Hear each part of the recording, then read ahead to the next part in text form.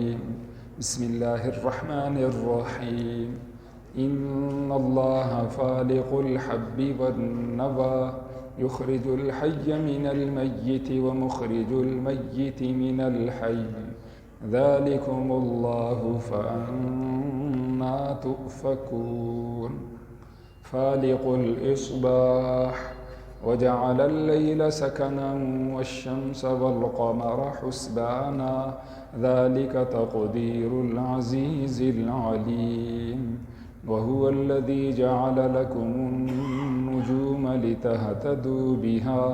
لتهتدوا بها في ظلمات البر والبحر قد فصلنا الآيات لقوم يعلمون وهو الذي أنشأكم من نفس واحدة فمستقر ومستودع قد فصلنا الآيات لقوم يفقهون صدق اللہ العظیم۔ ان اللہ بے شک اللہ فالق کو پھاڑنے والا ہے، الحب اناج کو، والنوى اور گٹھلی کو، یخرج وہ نکالتا ہے، الحی جاندار کو، من المیت بے جان سے، وہ مخرج اور وہی نکالنے والا ہے، المیت بے جان کو، من الحی جاندار سے، ذالکم اللہ یہی اللہ ہے، فأنا تؤفکون پس کہاں سے تم پلٹے جاتے ہو۔ فالق الاصباح وہ پھاڑنے والا ہے، نکالنے والا ہے، طلوع کرنے والا ہے صبح کا، وجعل اللیل اور اس نے رات کو بنایا، سکنن آرام کے لیے، سکون کے لیے، والشمس والقمر اور سورج اور چاند کو، حسبانا حساب کے لیے، ذالک تقدیر العزیز العلیم یہ اندازہ ہے زبردست کا، علم والے کا، وہو الذی وہی اللہ ہے، جعل اس نے بنایا، لکم تمہارے لیے، النجوم ستاروں کو، لتہتدوا بہا تاکہ تم ان کے ذریعہ سے رہنمائی حاصل کرو، فی ظلمات البر خشکی کے اندھیروں میں، والبحر اور سمندر کے اندھیروں میں، قد فصلنا الآیات یقیناً ہم نے پھیر پھیر کے، کھول کھول کے بیان کیا آیتوں کو، لقوم یعلمون ان لوگوں کے لیے جو سمجھ رکھتے ہیں، وہو الذی وہی اللہ ہے، انشأکم اس نے تم کو پیدا کیا، من نفس واحدہ ایک نفس سے، ایک جان سے، فمستقر پس تمہارا عارضی ٹھکانہ ہے، ومستودع اور امانت رکھنے کی جگہ ہے، قد فصلنا الآیات یقیناً ہم پھیر پھیر کے، کھول کھول کے بیان کرتے ہیں آیتوں کو، لقوم ان لوگوں کے لیے، یفقہون جو سمجھ رکھتے ہیں۔ یہ آج کے درس کی 4 آیات کریمہ ہیں۔ اس سے پہلے والی آیات کریمہ میں اللہ تعالیٰ جل شانہ نے 3 بڑے ظالموں کا بیان فرمایا۔ اس کائنات کا سب سے بڑا ظالم وہ ہے جو اللہ پہ جھوٹ بولے، دوسرے نمبر پہ سب سے بڑا ظالم وہ ہے جو کہے مجھ پر اللہ کی وحی آتی ہے حالانکہ وہ اللہ کا نبی، اللہ کا رسول نہیں ہے، تیسرا کائنات میں سب سے بڑا ظالم وہ ہے جو یوں کہے کہ میں اللہ جیسی باتیں کر سکتا ہوں، اللہ جیسا کلام بنا سکتا ہوں، میں اس کو پیش کر سکتا ہوں۔ میں یہی لوگ ہیں، یہ کائنات کے سب سے بڑے ظالم ہیں۔ جس طرح یہ ظالم ہیں، ان کا ساتھ دینے والے بھی ظالم ہیں۔ یقیناً موت سے ان کی ناکامی کے سلسلے شروع ہو جائیں گے، جس طرح کہ پچھلی آیات کریمہ میں ہم نے پڑھ لی۔ آج کے درس کی آیات کریمہ میں اور اگلی آیات کریمہ میں، بلکہ پورے ایک رکوع کے اندر اللہ تعالیٰ جل شانہ کی عظمتوں اور شانوں کا بیان ہے۔ قرآن پاک میں 3 بڑے مسائل کا بیان، ان میں سے سب سے پہلا مسئلہ، اہم مسئلہ، وہ اللہ کی توحید ہے، اللہ کی عظمت ہے، اللہ کی شان، اور اس کو بار بار بیان کیا گیا۔ مکی صورتوں میں اللہ تعالیٰ جل شانہ نے تفصیل کے ساتھ 3 مضامین کو بیان فرمایا، اور اس میں سے سب سے زیادہ جو زور دیا گیا ہے وہ مسئلہ توحید پہ، اللہ تعالیٰ جل شانہ کی وحدانیت پہ زور دیا گیا، شرک کی مذمتوں کو بیان کیا گیا، اللہ کی عظمتوں اور شانوں کو بیان کیا گیا۔ یہ اس لیے ہم یہ جانتے ہیں جب کسی آدمی کا جتنا بڑا اختیار ہوتا ہے تو محتاطوں کے لیے اسی کے بقدر اس کی اطاعت و فرمانبرداری لازم ہوتی ہے۔ دنیا کے چھوٹے ادارے ہیں، بڑے ادارے ہیں، ہم دیکھتے ہیں کہ اس میں کچھ اختیار لوگ زیادہ رکھتے ہیں، کچھ کم، تو کچھ بہت بڑا اختیار رکھتے ہیں۔ تو آرڈر جو بڑے کا آرڈر ہوگا اس سربراہ کا، تو یقیناً اس کی اپنی حیثیت ہے، چھوٹے کی اپنی حیثیت ہے۔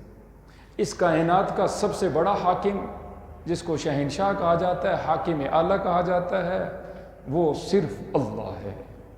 جب اس کی عظمتیں شان بیان ہوں گی، اور جب اس کی عظمتیں اور شانیں اس یقین کے ساتھ دیکھی جائیں گی، جب اس کی عظمتیں اور شانیں ان کانوں کے ذریعے سے سنی جائیں گی، اور جب اللہ نے ہمیں عقل دی، اللہ نے ہمیں سمجھ دی، اس کی عظمتیں اور شانیں سوچی جائیں گی، تو یقیناً یہ 4 راستے ہیں، ان راستوں کے ذریعے سے دل کے اندر صحیح یقین آئے گا، طاقتور یقین آئے گا۔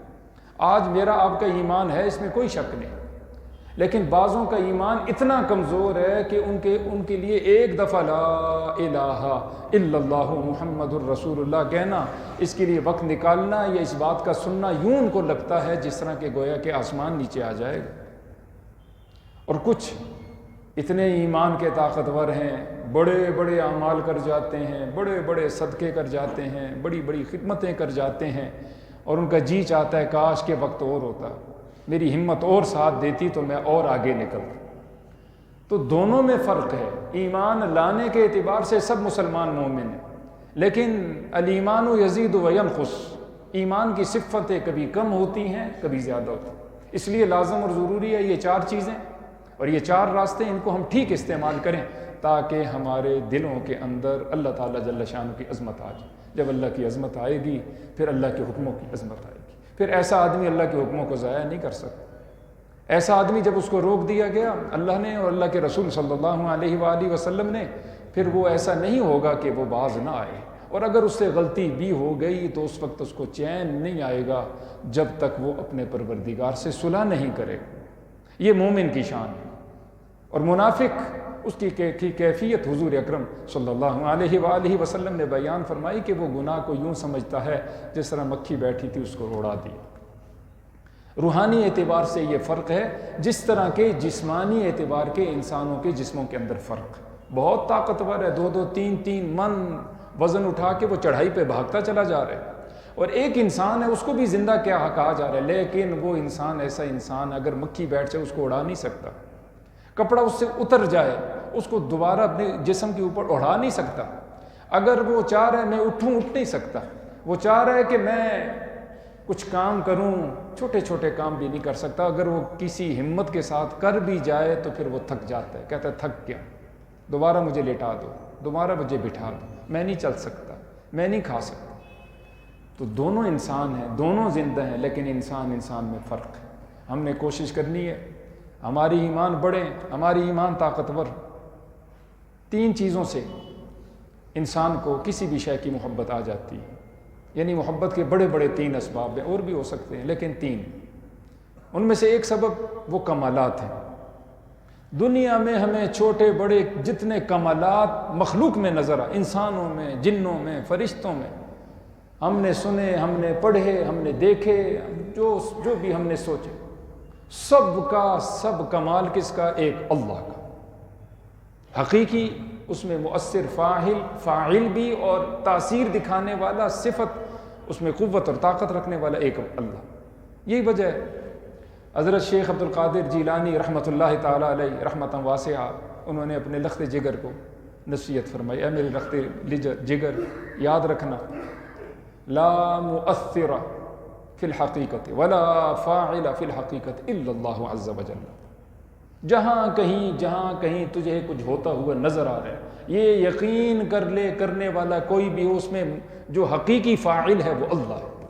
کوئی خوبی تجھے نظر آ رہی ہے، وہ خوبی جہاں کہیں پائی جا رہی ہے، یاد رکھ وہ خوبی حقیقتاً اس شخص کی خوبی نہیں، اس کے اندر مؤثر تاثیر رکھنے والا وہ کون ہے؟ اللہ۔ جب چاہے اللہ اس قوت کو سلب کر لے، جب چاہے اللہ اس کو صفت کو لے لے۔ کتنی ہم دفعہ اپنی زندگی میں اس بات کا مشاہدہ کرتے ہیں کہ پوری طرح ہم نے چاہ لیا، کہ بلکہ ہم نے یہ سوچ لیا کہ ہم مکمل طور پہ اس کام کے کرنے پہ قادر ہو گئے، لیکن آخری لمحہ ہمیں یہ بتاتا ہے نہیں یہ کام تو نہیں کر سکتا۔ پتہ چلتا ہے میری آپ کی چاہت کی بات نہیں، چاہت کس کی چلتی ہے؟ اللہ کی چلتی ہے۔ پھر کتنی دفعہ ایسا ہوتا ہے کہ ہم یہ دیکھتے ہیں کہ اس میں یہ خوبی موجود ہے اور یہ قوت طاقت ہے اور یہ اثر دکھائے گی، لیکن نہیں دکھاتی۔ نتیجہ آخری لمحے ہم پہنچ جاتے ہیں، ہم کہتے ہیں نہیں کچھ بھی نہیں۔ اور اس کی کئی مثالیں دی جا سکتی۔ سیدنا ابراہیم علیہ السلام آگ کے اندر چلے گئے، اللہ نے اس کی صفت کو کھینچ لی۔ اسماعیل علیہ السلام چھری کے نیچے ہیں لیکن چھری چلتی نہیں، ان کو کاٹا نہیں۔ پانی کا کام ڈبونا ہے لیکن پانی نے حضرت سیدنا موسیٰ علیہ السلام ان کے ماننے والے بنی اسرائیل کو، ان کی قوم کو ڈبویا نہیں۔ علی ھذا القیاس بہت ساری یہ مثالیں دی جا سکتی۔ محبت کا پہلا سبب کمال ہے، تو اللہ کیونکہ اس میں مکمل اور کامل طور پر سارے کمالات ہیں، ان کا مجموعہ ہے اللہ، تو ہمیں چاہیے ہم اللہ سے پیار کریں۔ دوسرا سبب جمال ہے، خوبصورتی۔ بعض اوقات انسان کسی کی خوبصورتی کی وجہ سے، کوئی بھی خوبصورتی ہو سکتی ہے، گرویدہ ہو جاتا ہے اور دل اس پہ آ جاتا ہے۔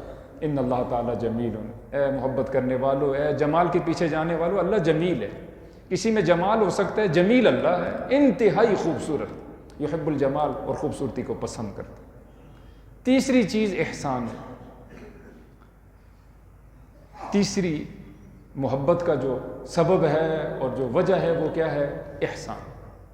حل جزاء الاحسان الا الاحسان، 31 مرتبہ اللہ نے سورہ الرحمن نے فرمایا فبأي آلاء ربكما تكذبان۔ ایک دفعہ نہیں فرمایا، کتنی دفعہ جی؟ 31 مرتبہ۔ ایک دفعہ، 2 دفعہ، 3 دفعہ بھی بہت تھا۔ یہ اس لیے کہ اللہ کے احسانات اتنے ہیں میرے بندے، تو ان کو گن نہیں سکتے۔ ان تعدوا نعمت اللہ لا تحصوها، شمار کرنا چاہو گن نہیں سکتے، شمار نہیں کر سکتے۔ تو یہ 3 بڑے سبب ہیں۔ بعضوں نے مال بھی کہا ہے، تو اللہ کے پاس ساری خزانے، وَإِن مِّن شَيْءٍ إِلَّا عِندَنَا خَزَائِنُهُ وَمَا نُنَزِّلُهُ إِلَّا بِقَدَرٍ مَّعْلُومٍ۔ بعض لوگ متاثر مالی حیثیتوں سے ہو جاتے ہیں، پھر اس کے گرویدہ ہو جاتے ہیں، محبت کر لیتے ہیں، لیکن عام طور پر علماء نے اس کو سبب شمار نہیں کی۔ تو خزانے بہرحال سب اللہ کے، میری مرضی ہے، جہاں چاہوں جس کو دوں، جس طرح چاہوں میں استعمال کروں۔ بہرحال یہ تمہیدی باتیں عرض کرنے کا مقصد یہ ہے کہ اللہ کی قدرتوں کو، عظمتوں کو، حضور اکرم صلی اللہ علیہ وآلہ وسلم کی عظمتوں اور شانوں کو، اولیاء کی عظمتوں اور شانوں کو، قرآن کی عظمتوں اور شانوں کو ہم بیان کریں، سنیں، سوچیں، اور اسی کو ہم اسی کیفیت کے ساتھ ہم دوسروں کو دعوت دیں، انشاءاللہ ہمارے دلوں میں اللہ کی محبت آئے گی۔ اللہ نے بار بار اس کو کھولا ہے، چنانچہ دیکھیے ان آیات کریمہ میں اللہ کا ارشاد ہے، ان اللہ فالق، بے شک اللہ پھاڑنے والا ہے، الحب، دانے کو۔ یہ جتنے دانے اناج کے بیج جتنے بھی ہیں، جس کے اوپر خول موٹا سخت نہیں ہوتا، اس سے مراد حب ہے۔ بے شک اللہ پھاڑنے والا ہے اناج کو، دانوں کو، والنوا، اور گٹلیوں، جو سخت خول والے ہیں، یا اندر اس کے گودا تو نہیں ہے، مغز تو نہیں ہے، لیکن وہ گٹلی ہے اور سخت ہے، وہ ٹھوس ہے۔ یہ نرم دانے ہوں یا سخت گٹلی ہو، تم تو زمین میں بس ڈال آتے ہو، تمہارا اتنا ہی کام۔ حد ہو تو اگر تم نے پانی دینا ہے، بارانی زمین نہیں تو تم وقت پہ پانی دے دو گے، باقی کام کون کرتا ہے؟ ایک اللہ کرتا ہے۔ سخت زمین سب اس سے نکالنا، پھر بعضوں کو تم کاٹ جاتے ہو اور اس کے ایک دانے کے 100 دانے، 200 دانے، 500 دانے تمہیں حاصل ہو جاتے ہیں۔ بعض اوقات ایک دفعہ تم نے گٹلی ڈالی، پھر ہر سیزن میں تم اس سے پھل اٹھاتے ہو، ایک نہیں پھر سینکڑوں کی تعداد میں تم پھل اٹھاتے ہو، فائدے پاتے ہو۔ اور پھر جب وہ پھل اور وہ نعمتیں، بڑی قوتیں اور طاقتیں اللہ کی صرف ہوئیں، اللہ کے ارادے، اللہ کی مشیت آئی، جب تمہارے سامنے پلیٹ میں وہ چیز آتی ہے، تم اس کو استعمال کرتے ہو، تو تم بسم اللہ الرحمن الرحیم یہ بھی بھول جاتے، تمہیں یہ بھی نہیں یاد آتا کہ وہ مہربان پروردگار جتنے اتنے احسانات کی، اس کو تو میں یاد رکھوں۔ تمہیں اپنی محنت یاد آتی ہے، لیکن پیچھے جو کچھ ہوا تم سب بھول جاتے ہو۔ یقیناً یہ انسان کی بڑی ناشکر گزاری، اور کھانے کے بعد پھر انسان یہ بھی بھول جاتا ہے کہ الحمدللہ الذی اطعمنا وسقانا وجعلنا من المسلمین۔ سب تعریف اس اللہ کے لیے جس نے ہمیں کھلایا، جس نے ہمیں پلایا، اور جس نے ہمیں مسلمان بنایا۔ یخرج الحی، وہ ذات ہے جو نکالتا ہے جاندار کو، من المیت، بے جان سے، ومخرج، اور وہ نکالنے والا ہے، المیت، بے جان کو، من الحی، جاندار سے۔ اس کی بہت ساری مثالیں دی جا سکتی ہیں۔ زمین بنجر ہے اور مردہ ہو جاتی ہے، خشک ہو جاتی ہے، بارش آتی ہے، اس کے ذریعے سے اللہ وہاں سے ہریالیاں، پھل پھول، میوے، اناج، یہ ساری چیزیں نکلتی ہیں، یہ سب زندہ ہیں۔ باپ کافر ہے، برا انسان ہے، نافرمان ہے، بیٹا بڑا فرما بردار ہو جاتا ہے، اور انڈا ظاہراً مردہ ہے، اس سے بے جان، اس سے جاندار پیدا ہو جاتا ہے، چوزا پیدا ہو، نطفہ ظاہراً وہ بے جان ہے، اس سے جاندار انسان بن جاتا ہے، اور جاندار باقی مخلوق پیدا ہوتی ہے۔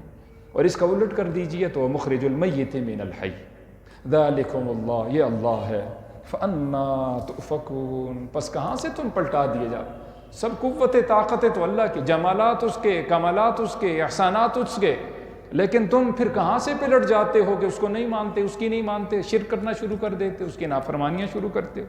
فالق الاصباح، غور کرو، وہ کھولنے والا ہے، ظاہر کرنے والا، طلوع کرنے والا ہے صبح، وہ کالی تاریک اندھیری رات، اس سے صبح کی کرن ایک پھوٹی ہلکی سی روشنی طلوع فجر کے وقت نمودار ہوئی، اور رفتہ رفتہ رفتہ پوری کائنات روشن ہو گئی جہاں تک اللہ نے چاہا۔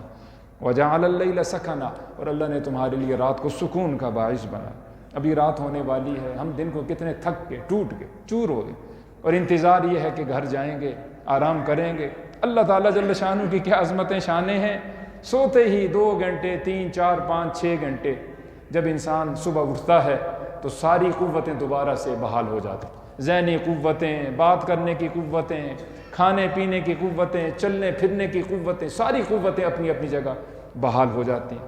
دوسری جگہ اللہ کا ارشاد ہے وَجَعَلْنَا نَوْمَكُمْ سُبَاتًا، ہم نے تمہاری نیند کو سکون کے لیے، آرام کے لیے بنایا۔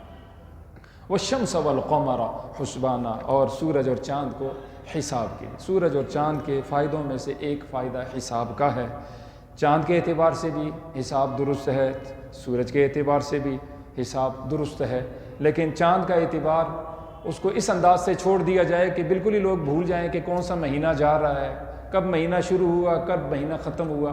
یقیناً یہ سخت غلطی کی بات، کیوں؟